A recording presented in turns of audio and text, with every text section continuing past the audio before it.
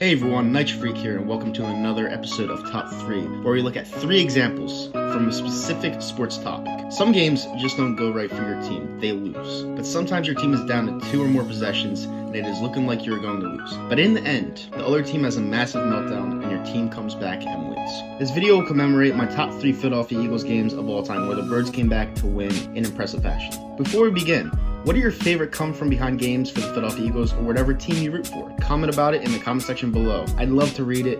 Okay, let's get into it. I don't think it's a secret.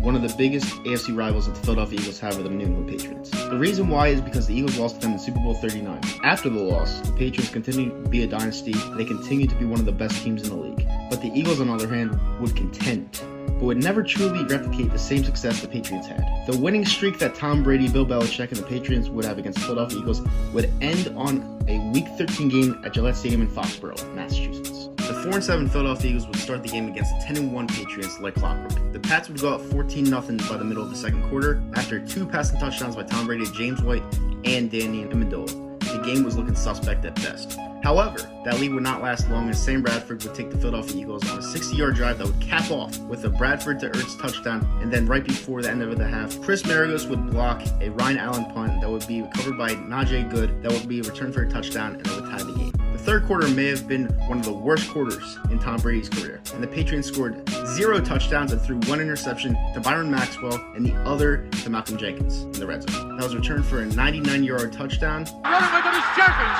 up the near sideline, touchback in the 30. Brady made an attempt to tackle but failed in the end. Malcolm Jenkins is going 99 yards for a touchdown. There are no flags on the field. The offensive MVP for the Eagles that season, Darren Sproles, would even get in on the action by returning a punt for a touchdown late in the third quarter.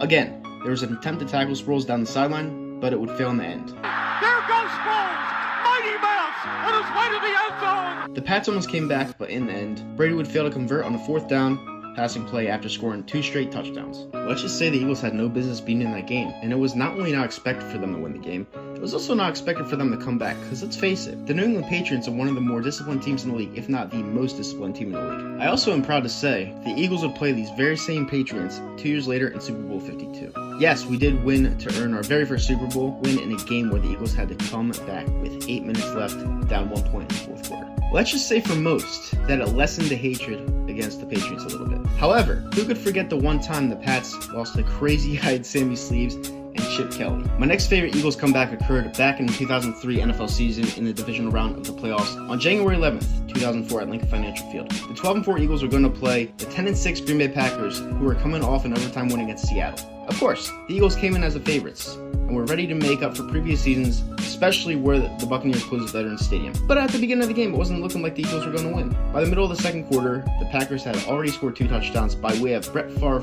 passing to Robert Ferguson. The Eagles eventually equalized the game in the 4th quarter after 2 Donovan McNabb touchdowns to Deuce Staley and Todd Pinkston. However, with 1 minute and 22 seconds left on the game clock, the Eagles would find themselves down by a field goal, with a down being 4th and 26 nonetheless. The fact of the matter is there are 0 plays in the playbook for 4th and 26, but the Eagles had no choice to attempt it with only 1 timeout, so this was their last-ditch effort. Eagles quarterback Donovan McNabb would deliver a 20-yard pass over the middle that would be caught by Freddie Mitchell, and he would run the ball about 6 more yards to pick up the first down on a very generous spot. The Eagles would eventually take a 36-yard field goal by way of David Akers, which would send the game to overtime. After a Dirk Johnson punt, the Packers just needed a field goal to win. However, the gunslinger that Brett Favre was, he would get a heavy Jim Johnson pressure in the face, and it would cause him to throw a lob in the air, which would be tracked by Brian Dawkins of all people, and intercepted. Brian Dawkins will return the ball to the Packers 34. It would lead on a game-clinching 31-yard field goal by David Akers. Unfortunately, the Eagles would lose the next week in embarrassing fashion in the NFC Championship game to the Carolina Panthers.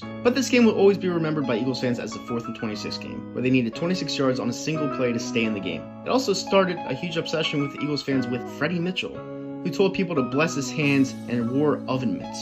Coming from behind is nice during the regular season, but it's even better to see your team do it in the playoffs. The final instance of the Eagles coming back to win an exciting game is the game that Giants fans probably have been dreading since PR52 started these videos. You see, the Eagles have a very special rivalry with the New York Giants. Sure, their organization has the glamour, the glitz, and 4 Super Bowl rings, yada yada yada. But the one thing that the Eagles do against the Giants is come back down more than 2 possessions to win. In fact, in the last decade, the Eagles have done this multiple times. With that said, the Eagles have an even longer history of going into Giant Stadium or MetLife Stadium and pulling outright miracles out of their asses. Whether it would be the miracle of the Meadowlands, where Joe Pisarcik fumbled the ball. It was picked up by Herman Edwards. Yeah, that Herman Edwards.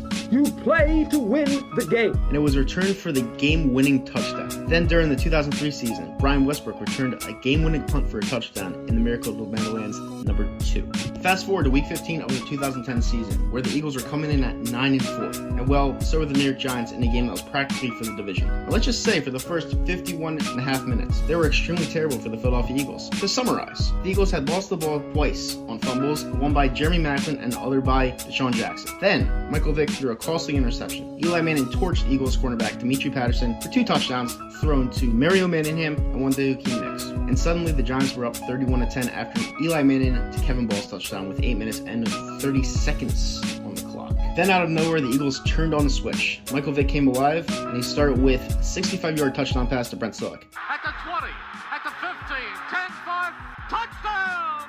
Then after an onside kick recovered by Riley Cooper, he methodically got the Eagles downfield and ran in a touchdown himself, while ducking and dodging Giants defenders. A few minutes later, the Eagles were down 31-24, with around 3 minutes left in the game. Michael Vick continued his heroic comeback by making clutch passes on 3rd down and run out of pocket and picking up big yardage. With less than 2 minutes left in the game, Michael Vick would equalize the game by throwing a touchdown to Jeremy Maclin, and you could see that Giants fans were worried as they lost a 21-point lead in less than 8 minutes. After stopping the Giants on 3rd down, there were 17 seconds left on the clock. Tom Coughlin sat out Matt Dodge, his rookie punter, to force overtime. He told him to kick the ball out of bounds because, let's face it, Deshaun Jackson was too of a dangerous man to return. However, he did not do that. Instead, he punted the ball right to Deshaun Jackson's hands. Deshaun muffed the punt at first, picked the ball up. Because he dropped the ball, the Giants coverage team was keen on the ball and not the player. Thanks to a key block by one Jason Avant, Deshaun Jackson was able to run into the end zone for a walk-off touchdown. Of course, he showboated his way into the end zone, but the game was sealed, and the Eagles won the division. Unfortunately, the Eagles had blown their load after this game, as they lost 2 consecutive games at end of season, and in the playoffs to the future Super Bowl champion Green Bay Packers at Lincoln Financial Field. However, it is always great to beat the divisional rivals and clinch victory right out of their hands, and watch the stadium fall silent.